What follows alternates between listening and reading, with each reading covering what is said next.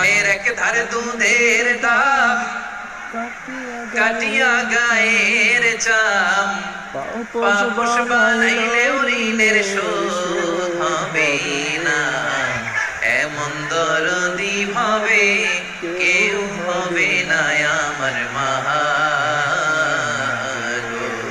মায়ের এক ধারে দুধের ডাব, কাটিয়া গায়ের চাম, পাপোশ বানাইলেও ঋণের শোধ হবে না। এমন দরদি ভাবে কেউ হবে না আমার মা গো। আমি আশ্বস্ত হয়েছিলাম যে লালমনিরহাটের প্রোগ্রাম খুবই গোছালো হবে, সুষ্ঠু হবে, শান্ত হবে। সেটার নমুনা আলামত আমি দেখতে পাচ্ছি, আলহামদুলিল্লাহ। আলহামদুলিল্লাহ। সবাই খুবই সুশৃঙ্খল, লক্ষ লক্ষ